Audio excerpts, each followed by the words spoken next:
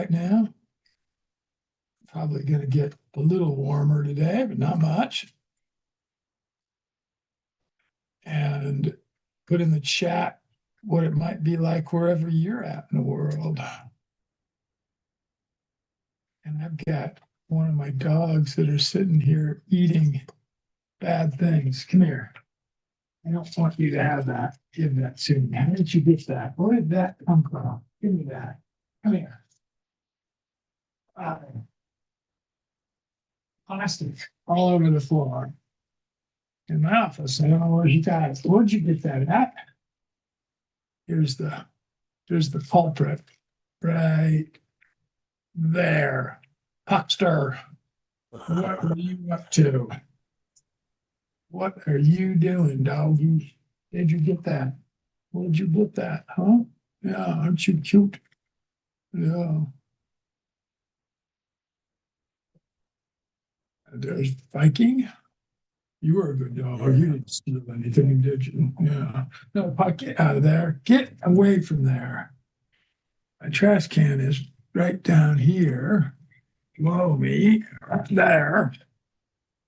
And then this back up on this tripod. And then this one here, Maya has got a bone. Here, come get it. Yeah.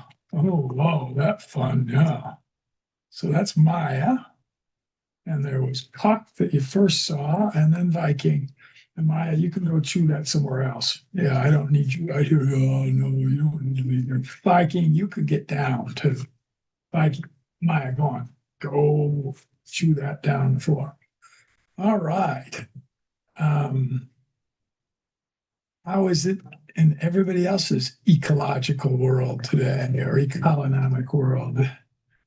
I have been busy doing Facebook ad preparation that I'm not done with yet, but I'm going to show you some of the things that I've done and get your opinions on them.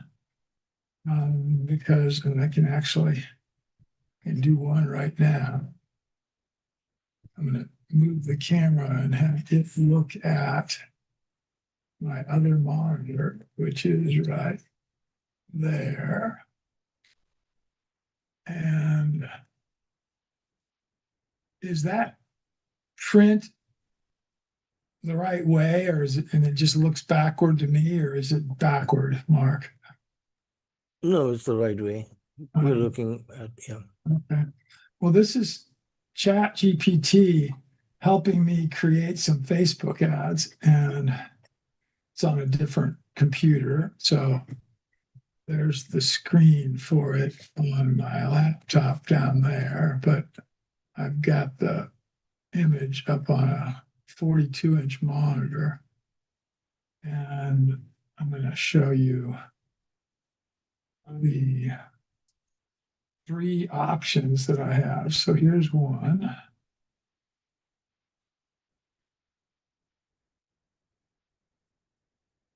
Stop chasing and start selecting.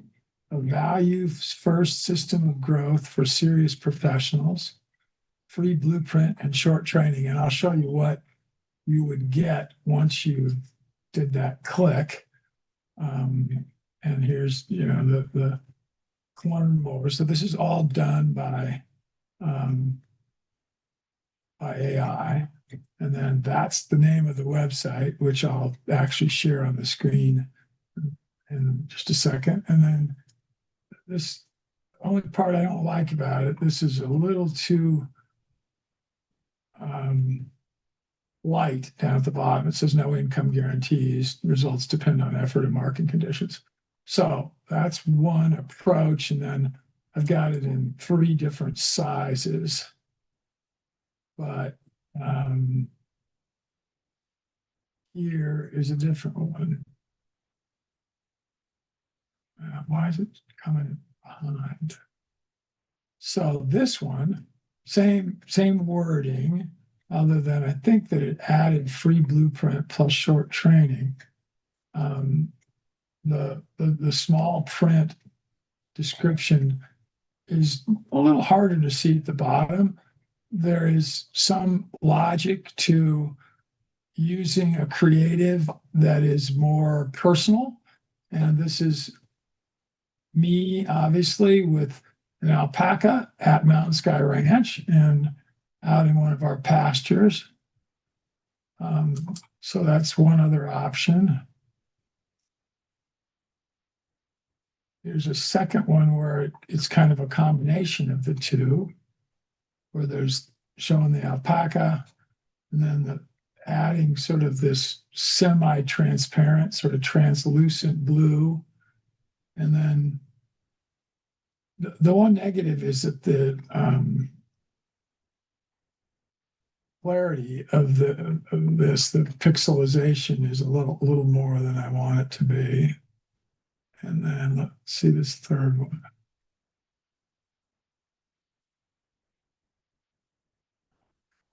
Oh, here's what the photo looked like before I put it into the creative. This is the third one, where really not a whole lot different than the first one that I showed. And then again, these are different variations on the all one color background. So what does everybody think? Again, the only, and this is not yet inserted, the clickable part of this will be learn more, and it'll take them to that website. I don't think that's going to be clickable. So now I'm going to have the camera go back on me and actually share my screen over on the other monitor. And show what the website looks like. Let me get rid of this and then share my screen.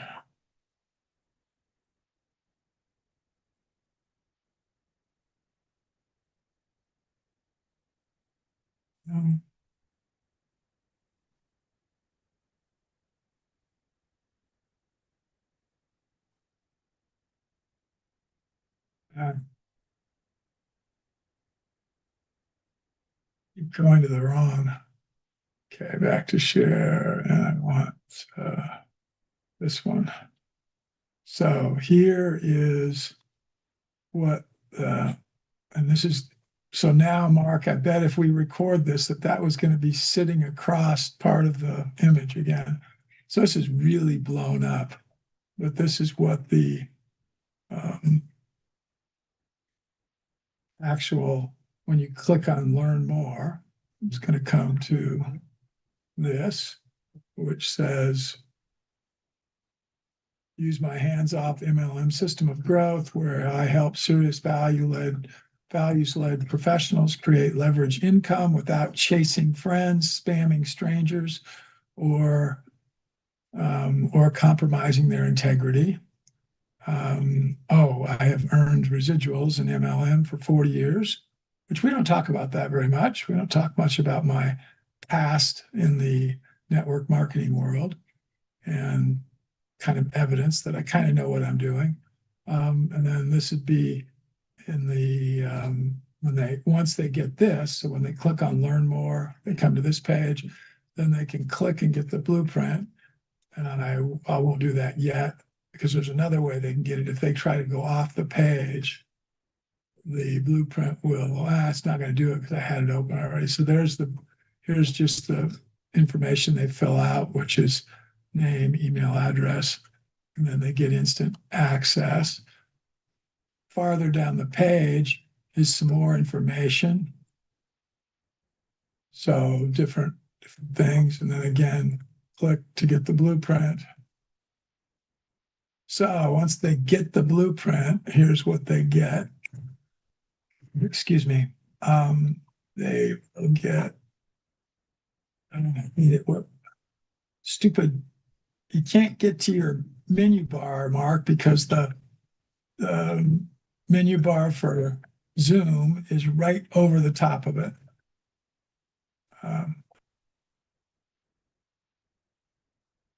This is the CRM that we're using called Duplicate that didn't come up here, which I'm not sure why, because the stupid Zoom menu bar is just keeping on top.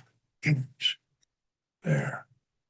All right, now I can go back to funnels.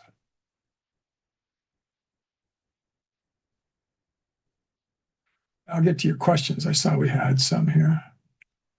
Again, the whole idea of these Talk with Wayne sessions are to teach you guys some stuff. And if you're not using something like a CRM like this or Kajabi, you're missing the boat. You need to be doing it in whatever it is you're marketing in your business, whatever that would be. So we just looked at the opt-in page. There it is, a little example. But here's the next page. So I'll view it. Is that showing up now, Mark? Yes. Have I built? All right. Yes. And then there's about a 12-minute video here. No, it's 20 minutes. And this is, I showed this last week, everybody. So I just don't believe in doing it that way anymore. I'm going to turn the volume off here. And I'm just going to kind of stroll quickly through. This is what I showed. I think when I did last week's Talk with Wayne, I showed that I was making this. Oh, or maybe I didn't, because I made it separately, didn't I, Mark? I didn't make this Yeah, on. you recorded on Zoom, but I you was talked about duplicate. If I was being lazy today, I would just let this play in the background, which I'm not going to do. Because the other thing, though, that I think I might do is when they click on this apply now, and so again, this is it's a funnel. So it's taking them through a series of steps. The next thing they get to is an application where I want to get different things about them. And I'm not going to fill that out right now, but I'm going to go back to Duplicate and show you actually what they get as a thank you page once they've filled out the application.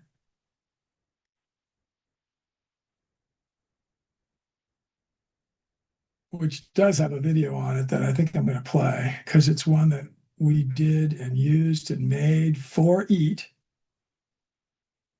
almost 10 years ago, very early on in the EAT process. And it isn't this one, it is this one right down here, this one. And I'm going to play this. So I think I can blow it up a little bit. Mainly, I want you to listen to it because there's some really good knowledge here. So this was actually made, I believe I'm going to talk about it, on Christmas Day in 2016. And we had just started the EAT community in June of 2016. So this is, I can't remember, 10 minutes or so.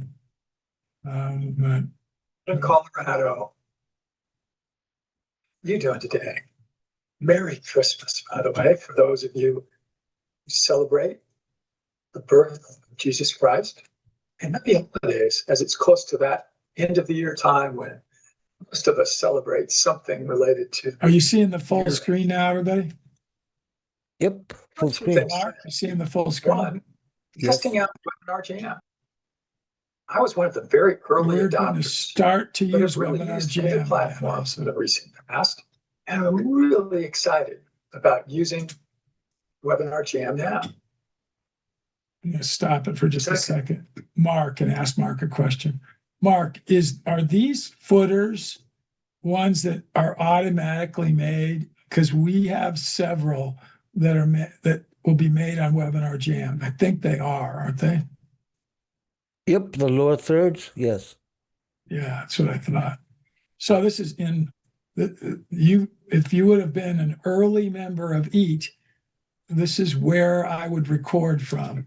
So this is in the house we lived in Berthoud at Mountain Sky Ranch. It's looking from my camera, sitting on a desk, back to a dining room, which is right behind me. I did not plan to have my this exact same sweatshirt on today as I wore 9 years ago, 9 years ago now. But that's what it turned out. And it's a Colorado State one, which is where all four of my kids and three of my kids' spouses went to school. Anyway, that's looking back towards our dining room. There's a big whiteboard that I think is 6 feet long by 3 feet high over on the side that we would use for presentations. There's a Christmas tree on the right. Our fireplace was over here. I did a lot of webinars from sitting in this chair in this location because we had converted our living room really into a studio for me. And that is a picture right over there of one of the alpaca prizes that we had won right before that at an alpaca event. And anyway, we're going to keep listening to this because there's some really good information that I haven't talked about in a while. I have a message that I really want to give to you. Something that I think will help you start your year off in an amazing way. So this is going to be relatively short, but I really wanted to deliver it today on Christmas. Anyway, forget about this time of the year. So We're going to talk about is don't let circumstances or past adversity steal your dreams.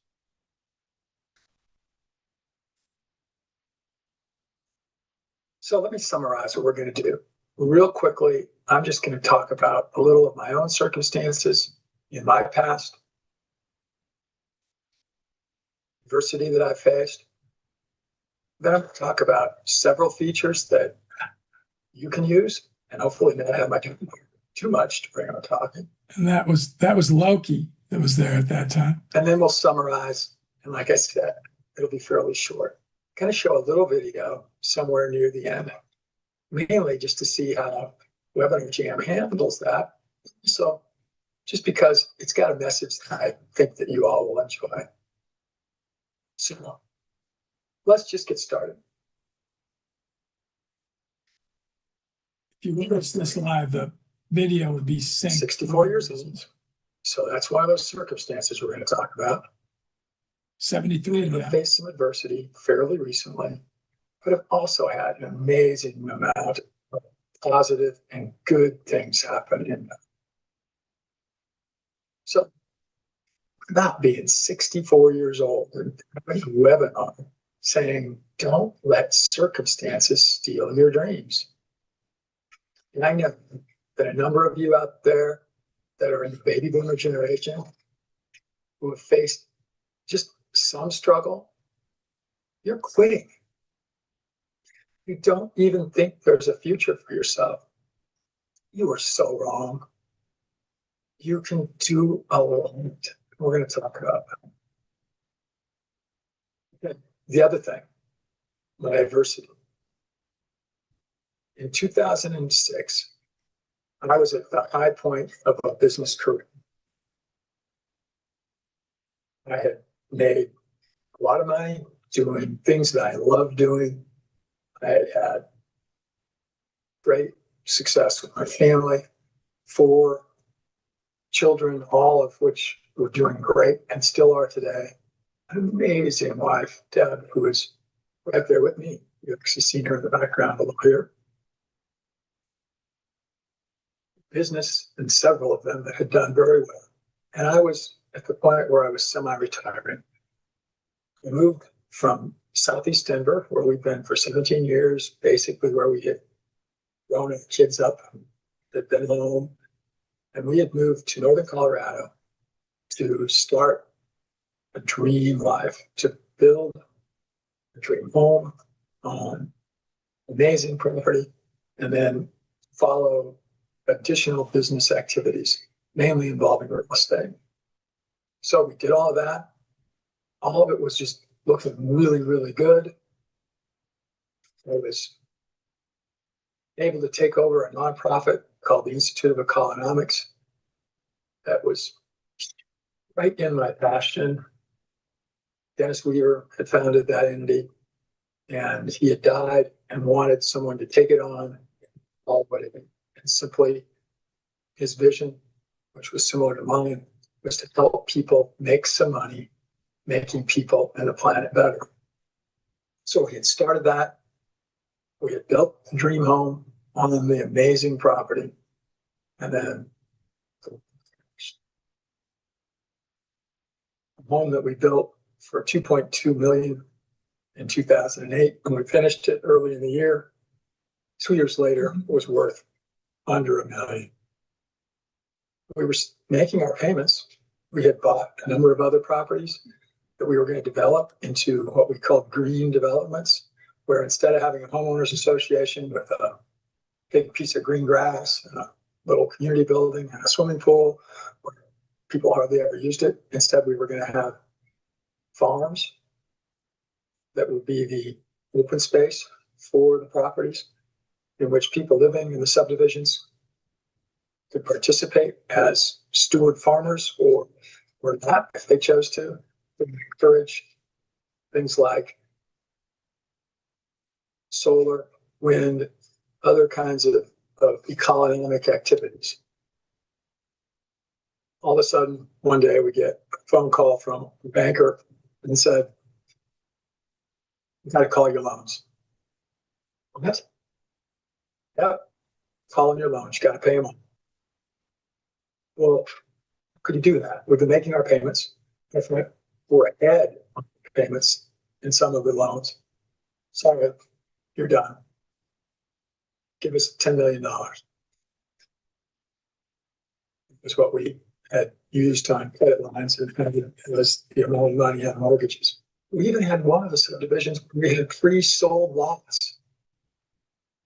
And we were in a recession. Yeah, property values have gone down. I've been in 3 of them previously in my business life, and always recovered from them. And we would recover from this one, as you all know. We have recovered. The economy's what it should do totally, but it's the real estate values, at least in our part of the world, higher than they were in 2006.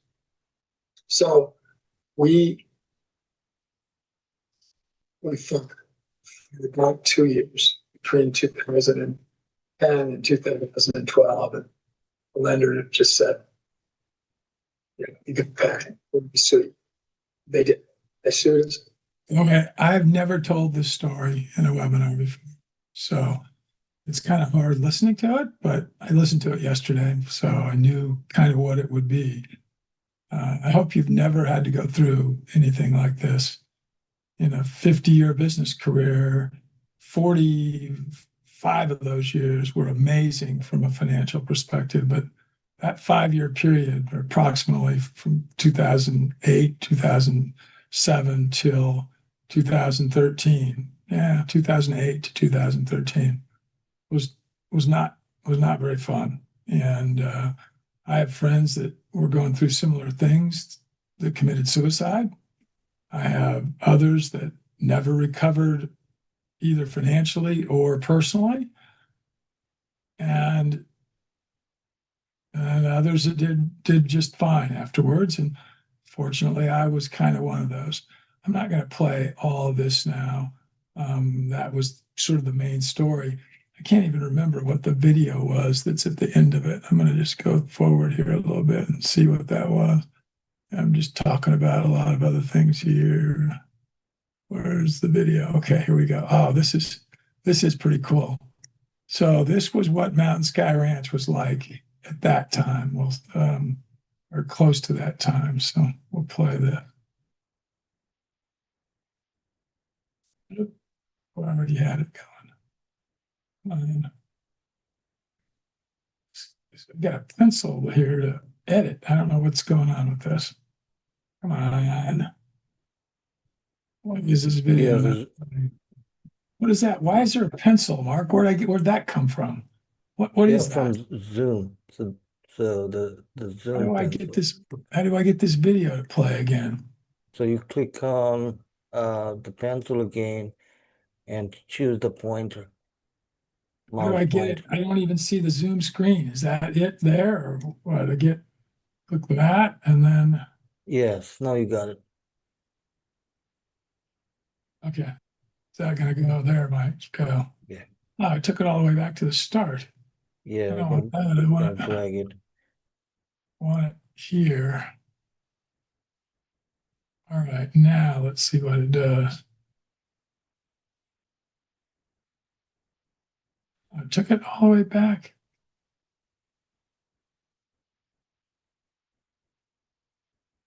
Maybe if you just click. Maybe that'll do it. It's gonna take just a second to catch up, I guess. Spinning.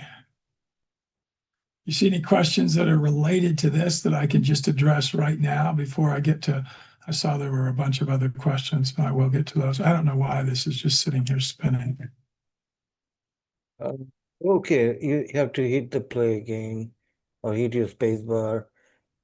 So I see that. Yeah. There we go. So we'll play a little video, Here it is. Here's the video. let you watch. This is a word that the deceased Dennis Weaver, more important, just to add, Dennis Weaver was amazing. And kind of in 1990, he made it. In 1983, he formed Humanity at the Hancock Institute of Economics. And economics, there's a definition of it, it's in the dictionary, it is the synergy, so the positiveness, the bigger value that comes out of ecology and economy together. He described economics as helping people make a great amount of money, making the planet better. Those are trays of microgreens, everybody. There's a new coaching, mentoring, And young teaching plants. for the sustainability, permaculture, green, regenerative, citizen sharing, kinds of different things, which we've chosen to put them all together and say, really, what the heck is economics? You stay involved with us. Remember, you are going to be founding members of this economic action team, the EAT program. You'll get this stuff free for as long as you stay. This purpose, I am passionate. All things living in water.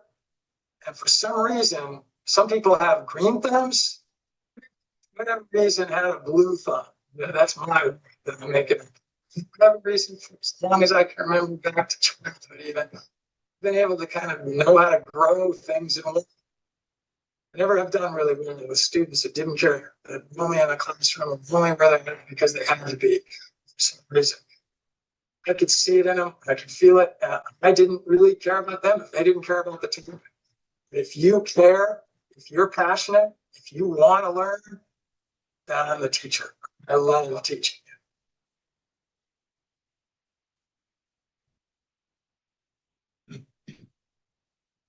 You remember who made that, Mark? Just a little. Remember who our videographer was then? Brian? Yep, Brian Lancer. Yep. Good memory. Anyway, I'm going to go back, turn the screen off.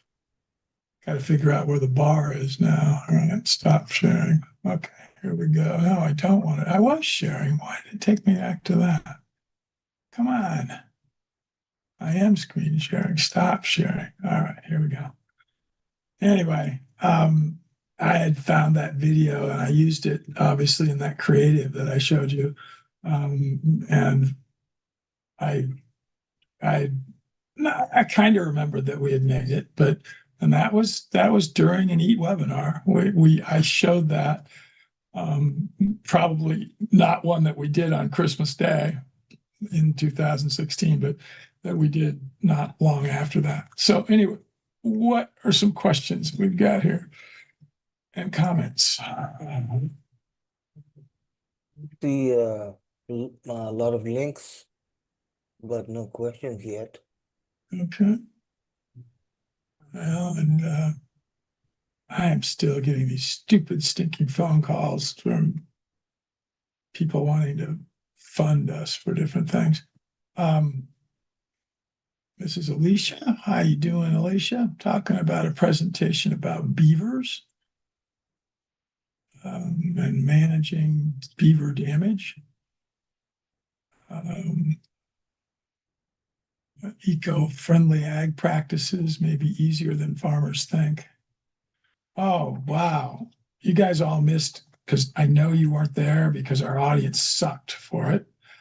And you weren't there. The webinar that we had yesterday, either yesterday or the day before. What was it, Mark? Was it yesterday or the day before? Yeah, it was yesterday. With William Horvath, who is one Yeah. of our amazing speakers. Pull up his 14 sessions, Mark, just to show everybody, just to Right. pull up the page for from the EAT website, Yeah. just to show everybody what William looks like in a little bit. And anyway, he's in Croatia. He goes by the moniker of permaculture apprentice, and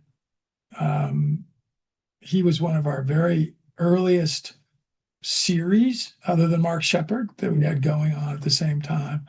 And he still is doing permaculture. But one of the things we talked about, so you should watch the replay from that webinar. Mark probably hasn't posted it yet, but probably tomorrow.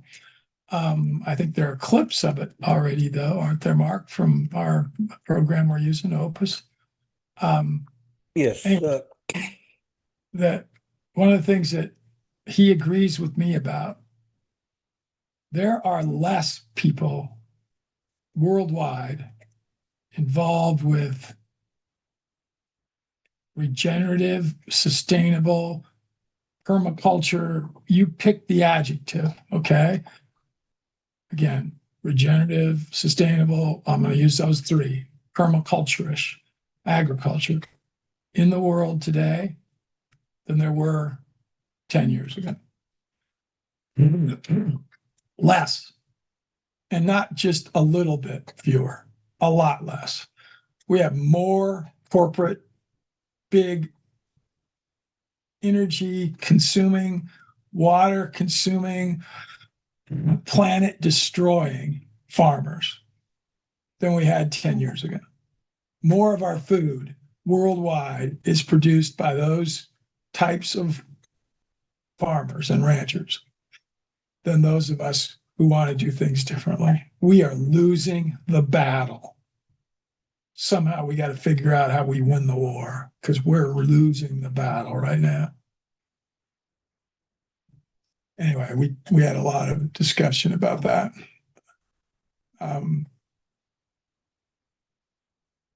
Yeah, it's a bunch of comments that are pretty cool. They'll be in the chat that we have put with the webinar. This shows on the right hand side 4 of the webinars, and again, this was a lecture series, and we're going to be putting together a course from this. Just haven't gotten it done yet. So here we are almost 10 years later, because he was on with us in I think overlapping from 16 to 17. So it was about over that time frame that video that you just saw a few minutes ago were, and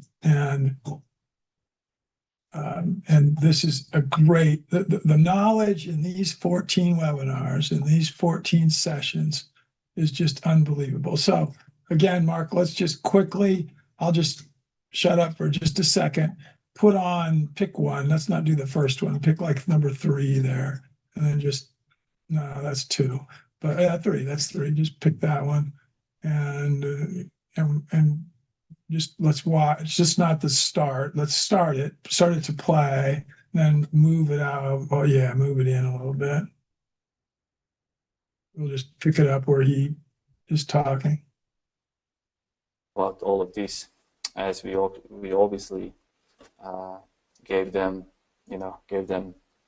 our vote to do things for us. but we are not seeing much. What we are seeing, we are seeing a lot of handshaking and smiling for public, exchanging politically correct notes and signing of non-binding documents. That's not some So stop serious for a second. solutions. Mark, stop it. That's interesting. What is that from, everybody? What's he talking about? And the lower image there, and that's William on the left. By the way, William's gotten quite a little bit grayer, hasn't he, Mark, since then? Yeah, he's got aged a little bit. So what is he talking about? And that image on the bottom left is where pictures of it. So who's the person shaking? Who's the male shaking the female's hand? And I don't know who the female is. My guess is she's somebody that might be maybe even a leader in the European Union. That is President Obama. And during his second to the last year of being his 8 years as president, and that is about top 21. What did we just finish last week? 9 years later, top 30. And that is the climate summit that occurs every year for 30 years now. And this was the 21st of them. And you're hearing William be negative about the outcomes, which is what he was just talking about. So let's just let him keep talking here, Mark, for a little bit more.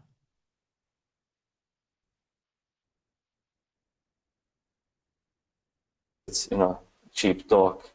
I believe that the real solutions are probably going to be amongst the most expensive and radical tasks ever undertaken in human history, because our entire food and energy production system have to be re-engineered.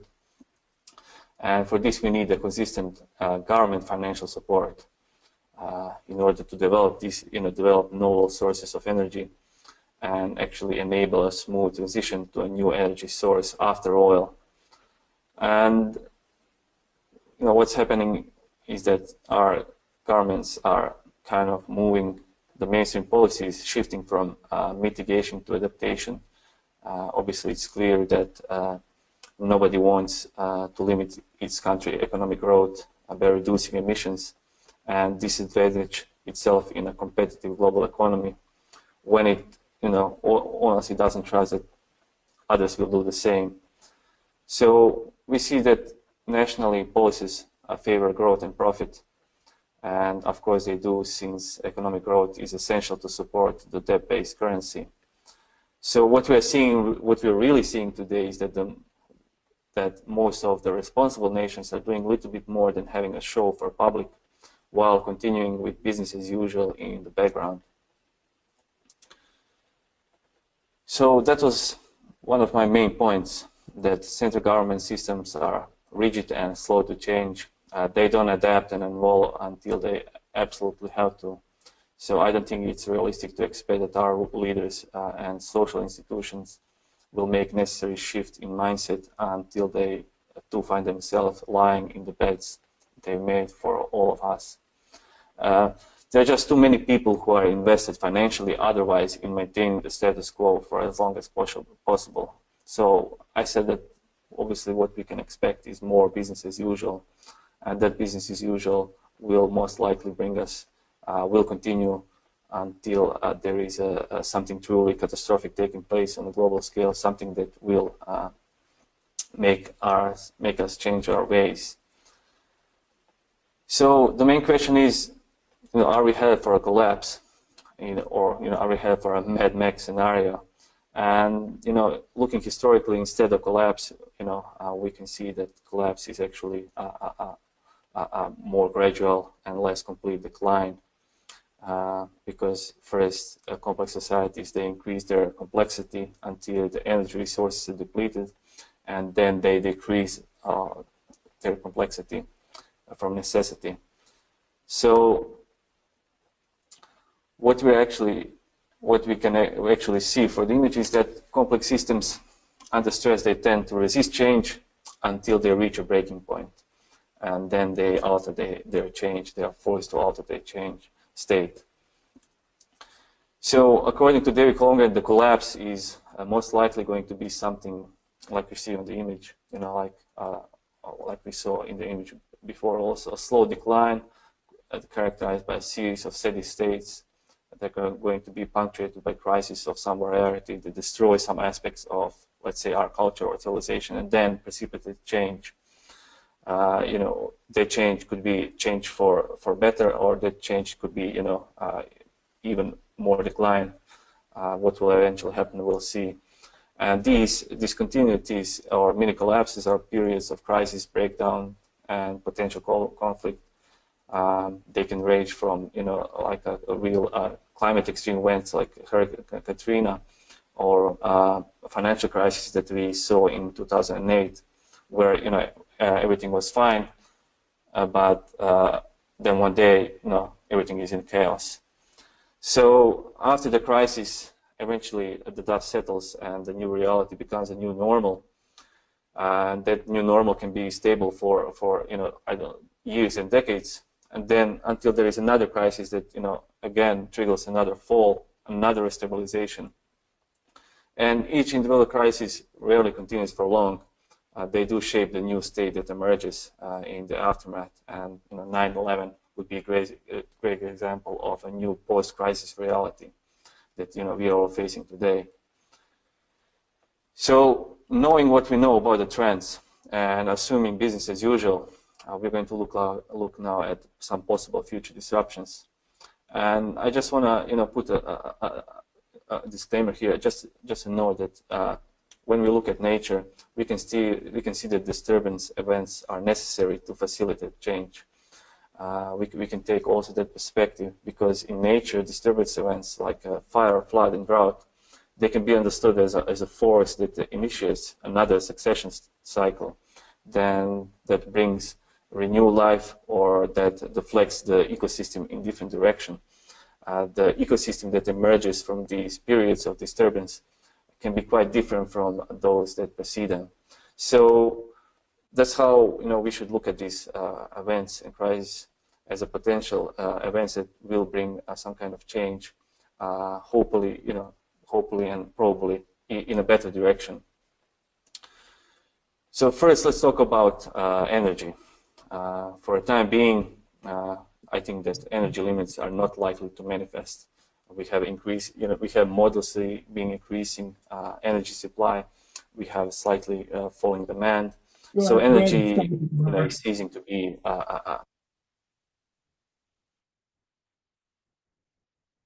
just go back to just camera on me. That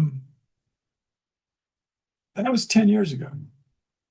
That same story isn't better today, it's worse. Sad, but we can change things. I'm right now going through a process of focusing what I want to be doing in my business life for the rest of my business life. And I don't know how long that'll be. Could be tomorrow. I'm healthy, but I'm old. And we're all getting older. But, as you get into your 70s, which I am now, a little health issue, even just a fall, could cause pretty dramatic and negative change that might mean that I can't do business anymore. I don't think that's going to happen, but it could. And I am not done. I have a lot left to give to this planet. And one of the things that I think I suffer from, which is a little rare, is that I try to take on too much and I dilute myself. So I'm going to go back to, for the next 2 years, to a focus of using EAT the way we did back in 2016 and 17, to be a way to energize both me and you, our audience, in a better way than we've been doing. We're going to start running Facebook ads, YouTube ads, Instagram, which is a Meta product, possibly LinkedIn ads, but at least Facebook and YouTube, which again, Meta would also mean it's Instagram and even WhatsApp, which is a Meta product. And gain new members of the community, lots of them, like we did in 2016 and 2017. We're gonna make everything essentially so easy and so cheap that there won't be excuses why people won't want to consume it. Those series of 14 webinars by William are better than most college courses on permaculture. So that's what my future is going to be, which is education in a non-traditional manner. Because one of the reasons that we haven't made progress since 2016 in solving or dealing with the ecological damage that's being done to the world is that our education system throughout the world is horribly broken for people who are in, I'll just call it post-secondary status, so college level, which again, 100 plus years ago in the 1800s, so 125 years ago, the vast majority of people did not have educations past primary school, let alone even secondary or college. And today, in most parts of the world, even those parts where they aren't developed, they're in a developing country status, where Mark lives in Bangladesh. What do you think the percentage of 30-year-olds are, Mark, that have college educations, that not necessarily degrees, but college educations in Bangladesh? Okay, so it's probably less than 40%. What was it 30 years ago? It was a bit higher, I think. It's going big. Yes. Huh. Well, those stats in the U.S. would be the opposite. There are Okay. more 30-year-olds today with college educations than there would have been 30 years ago with college educations. A lot more. I don't know the percentages. That's something that's be easy to look at. But what value are those college educations? Particularly if not only is whatever the subjects were that those people studied providing really no ongoing skills. Yes, that's true. But also huge debt. Yes. One of our staff, one of my employees yesterday told Mark and I and others what his debt from college was. A bachelor's degree. And he's proud of the fact that the amount of that debt has just gone under a certain number. I'm going to tell you the number in just a second, because he got out of college in 2000, so 5 years ago. His debt when he got out of college was $104,000. He's proud of the fact that it's now what, Mark? What did he say it just hit? I think 100,000. 100,000. He's reduced it by $4,000 is all. And honestly, he's proud of it, and he should be because he's paying it back. But the reality is that's going to take him the rest of his life if something doesn't change to get rid of that debt. Yeah, he might turn, like most people turn 50 before they pay everything off and become debt free. And then they might incur new loans, so that they're like refinancing their homes or medical bills, things like that. The reality is the vast majority of college graduates in the United States today are not prepared for what the world is going to have for jobs as they move forward with AI, with no improvement in the global regenerative world. The jobs are not something that they've been prepared for at all in their post-secondary education. We don't have trade schools anymore. They're rare.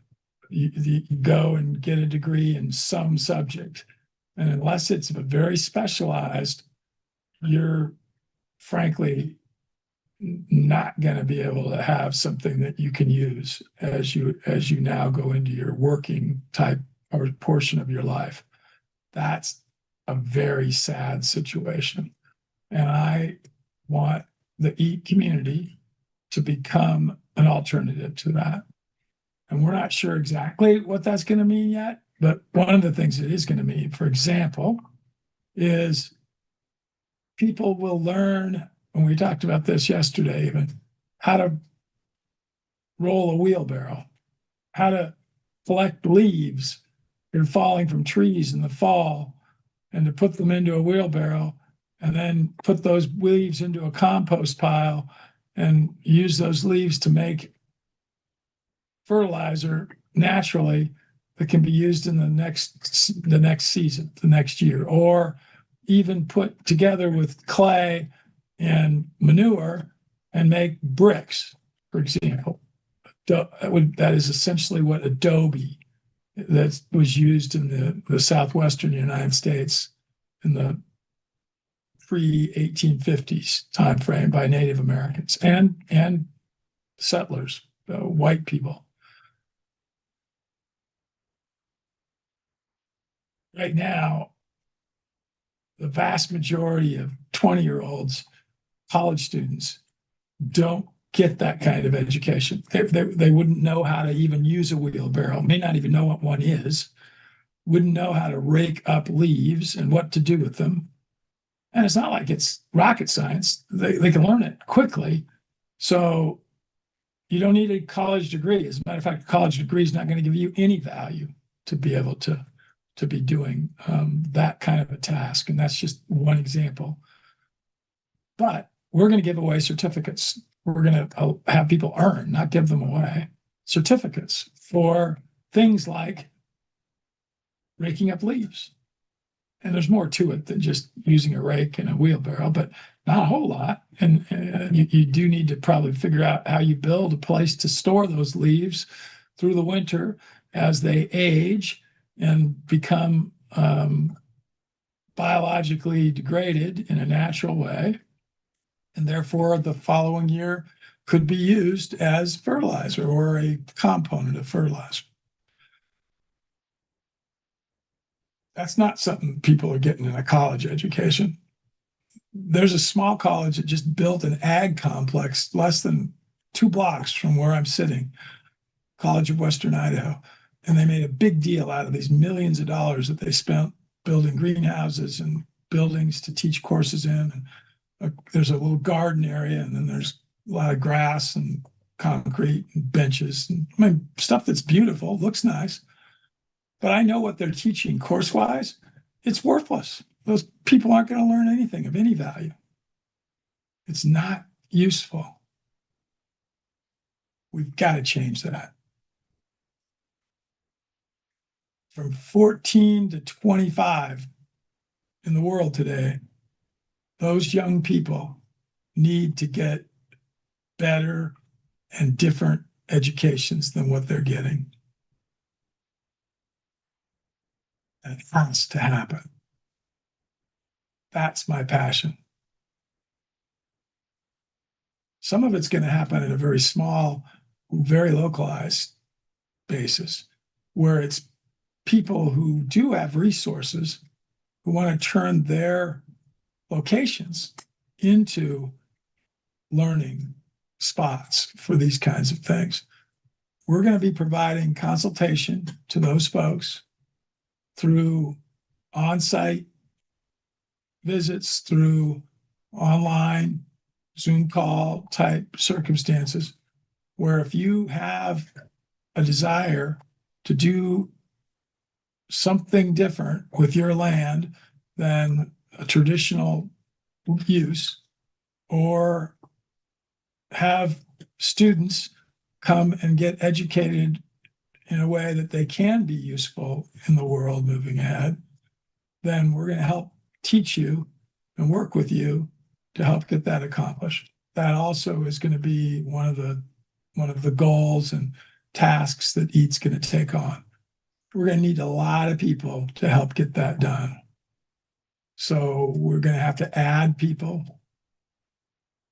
Those of you that are veterans, you know that when we first started this in 16 and 17, we had such excited audiences at these webinars and young people from all over the world that were wanting to do things and really be economic, to be making some money, making the planet better.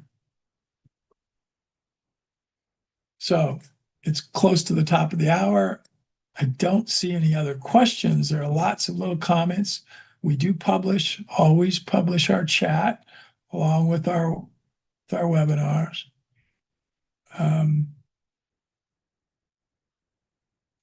Alicia just put something on here. I'll read it because I actually don't agree with a lot of it, but I'll read it. I don't know where she got it, but developing a grassroots effort for regenerative agriculture requires a combination of individual action, community building, education, and policy, and policy advocacy.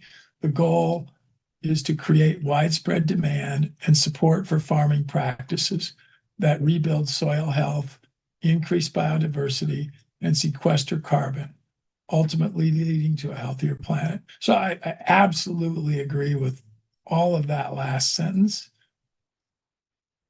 That's a great goal, by the way. It's not happening. Or a very small number of people worldwide are doing it. And it's probably looking too big.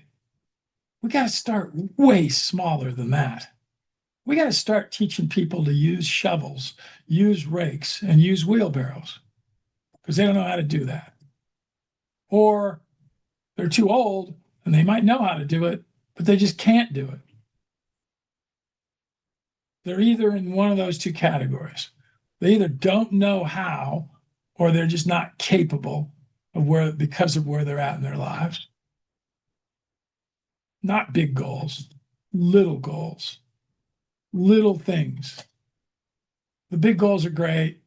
They sound awesome. It's what people want to read. What people want to hear. It's what the people go to COP for.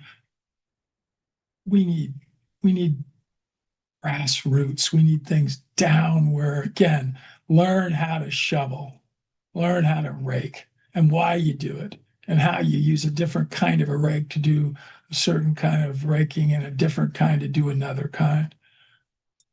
How you use AI to teach you how you can learn. All those things. Anyway, it is the top of the hour. Love you guys. Love this community. That's what needs to be bigger. Tell people about the EAT community. We'll give them memberships. We really need to grow. We need to make this better. Yeah, and unfortunately, Steve said what is the case at the end. Old teach the young, but the young do not want anything to do with it. That is true. They frankly believe that they know everything, and all we are is just old farts that don't have a clue. So anyway, I hope that changes. And Presh, I see that you came on. I hope you got all that material that I sent you. Maybe you can be the change in India, my friend. So anyway, everybody,